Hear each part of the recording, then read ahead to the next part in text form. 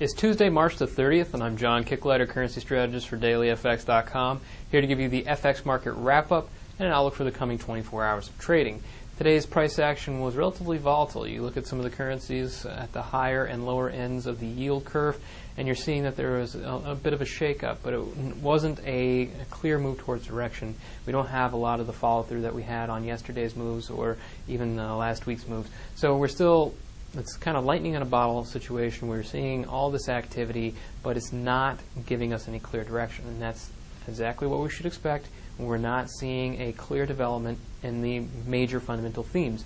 Top fundamental theme right now, still risk appetite. You need to see something develop from the carry trade index, and you see something develop from the Dow Jones Industrial Index. Now you say the Dow might be rising consistently. It might seem that way. It is certainly rising in sort of equities indexes around the world, but there's no conviction in it. There's no momentum in it. If you look at the Dow chart on the daily time frame, it's very, very consistent. It's too consistent. In fact, you don't see these kind of trends within normal markets. It's not natural. It's in highly speculative markets, and it means that there's probably much more hot money or speculative capital going in rather than investment capital. And that's kind of an unnatural situation where this misallocation can lead to very sharp retracements. And that's what I'm expecting is probably going to happen eventually in the near future. And when that does happen, you'll start to see much better trends in the currency market. But until then, expect to see choppy trends start and stop. And this is exactly what we got from the U.S. dollar today. We did have a attempted follow-through on the previous 2 days, dollar selling, but it was immediately offset. The dollar regained some of its footing, but not before it kind of offset some of the technical levels that we had, and we were looking across all the majors. Most specifically, the euro dollar, that position I have on the short there was very close to getting stopped out because it did push above 135 very briefly before pulling back. Now, this had a lot to do with what was going on in the Eurozone today. There wasn't much in the way of scheduled economic event risk, but on the other hand, you actually had a second sale of debt from Greece. And this was a 12-year note issuance or debt issuance, and it did not meet the high billion euros worth of paper on sale. It was much, much lower than that. That means that there's still a very big lack of demand.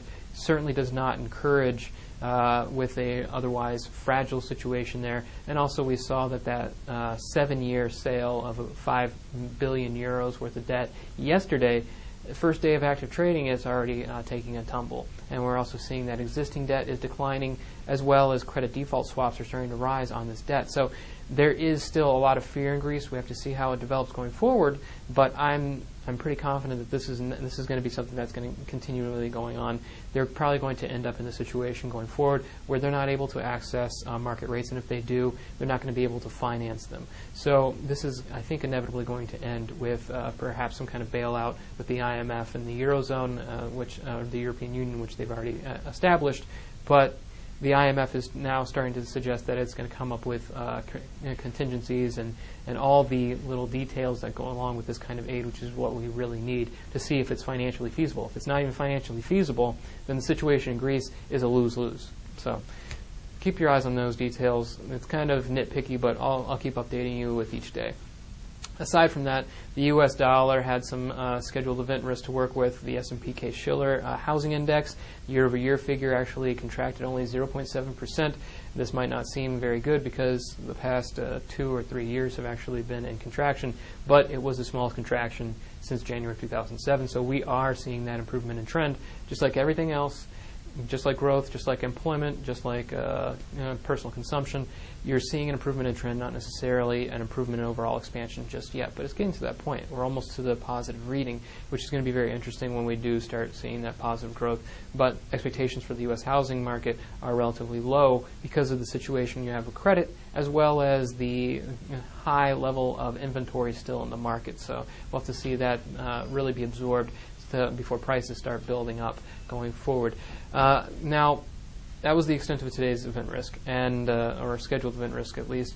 And tomorrow, though, is going to be another day where we're going to have a lot more volatility caused by scheduled event risk. but we have to keep our eyes. I always want to make this a very clear point.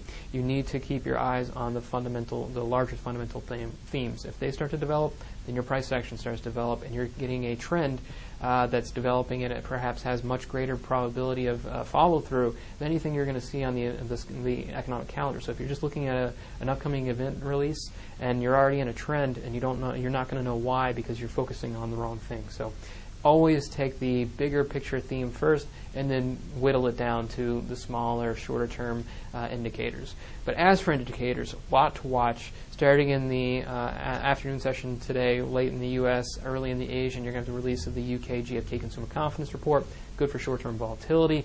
I would say Australia is going to be a very active market because you have building permits, you have retail sales, as well as private credit. Now, private credit is going to be very important because this is going to be where we're seeing a lot of the interest for hawkish monetary policy forecasts. There's a lot of credit being taken out to fuel the economic boom, and especially for housing. So see where this goes towards housing, and if this is a very strong number, you're going to see that the RBA's commentary going forward is going to continue to be on a very hawkish path, even more so than it was recently. Aside from this, the Eurozone is going to have a lot of data. German employment is going to be top tier for that time period. This has a very strong precedence for short-term volatility.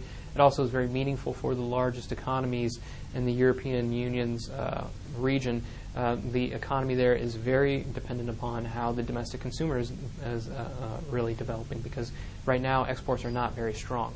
So that's going to be the top event risk. But you also have the CPI estimate for the Eurozone as well as the Eurozone unemployment numbers, both good indicators, specifically for the ECB when they're making their policy decisions. So good data to watch.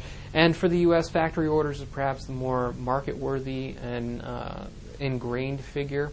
It has more economic influence, but I would say that the ADP employment change is going to be perhaps more volatility stoking because it has better lead-up potential towards Friday's non-farm payrolls. Now, this expectations for the ADPs are looking for about a 40,000 job increase, or that's what it was on Friday's consensus. We really need to watch this because come Friday, the expectations for the non-farm payrolls reading, which are far more market-moving, have far greater impact on the economy itself, are expecting a 190,000 job increase. We haven't seen an increase of this size in years, and it would put us on a very good pace, or at least expectations would be on a very good pace towards seeing a recovery, and a recovery that is solid. So this actually has good lead-in potential. We'll see how it comes out. If it disappoints, I expect the expectations for non-farm payrolls to actually be brought down a little bit. As for my trades, still short euro dollar, getting hairy, but had the stop wide enough above 135 that this morning wasn't too much of an issue, but obviously I was only 10 or 15 pips off that swing high, so got to watch it very closely. If it stops me out, I'm going to just take a step back and wait for something else to develop, and it's going to be pulling back into that range, and I'll just wait until it perhaps derives a real trend, a true trend on follow-through. Now, as for the Aussie dollar, I like that technical setup much better. You're still at the top of that wedge pattern. Now I'm about at break even. We'll have to see how it goes. I'm on a full-size position once again after adding it back in to the other half after it came back up. So we'll see how it develops going forward. I really have an easy place to put that stop. I'm just going to put it right above that descending trend, that descending wedge pattern's top. And if it breaks that, then I'm out, and we'll reevaluate the situation as well. My euro-yen, my very small euro-yen position was briefly, temporarily pushed overnight, but it actually did come back down, and it's still drifting within its broader range. We'll see how this develops. If it breaks the upside, I'll be more than happy to take that small loss in that reduced size position to build in a bullish position, full size, on a head and shoulders, inverse head and shoulders breakout, which would be very good. I'm also looking specifically at Aussie CAD. Not confirmed a breakout, though it did push the top, the upper boundary. Got to look for a breakout. I would much prefer a bearish breakout, though. I'm also looking at dollar yen, which is taken to some temporary congestion. If that gets a good breakout, could be very good. And pound Aussie, which actually looks like it's starting to reverse a long-term trend.